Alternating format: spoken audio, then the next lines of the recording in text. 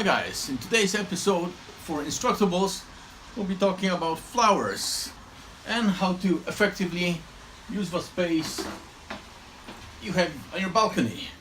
So what's the most effective use of space? A vertical garden. I made mine using this metal mesh.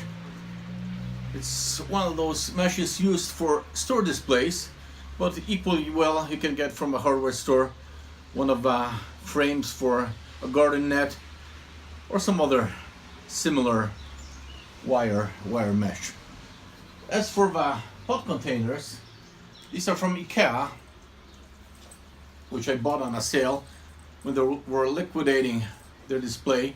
So I bought about 100 of them and modified them slightly. As you can see here, this had only small openings here, so I cut it out so it nicely fits onto the mesh, and you can freely and easily rearrange your plants as needed.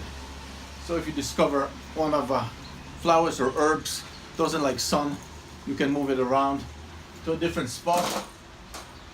As you can see, it's very easy to detach, attach it at a different spot.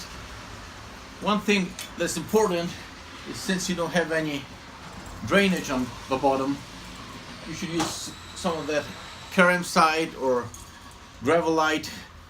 Let me see if I had those. So we know what we're talking about. I'm talking about these lava-like rocks, which you can place in the bottom of a pot to provide some drainage. And also it's quite useful to get some of these gauges showing how much water you have actually in the pot. So they're installed inside the pot, reaching all the way to the bottom. They have a small float inside, so once you're filling the pot with water, this will move up and showing you the optimal water level. So this way you won't overfill the pots, and also you'll make sure that you have enough water in the pot. So that's pretty much it. A very easy solution, very convenient.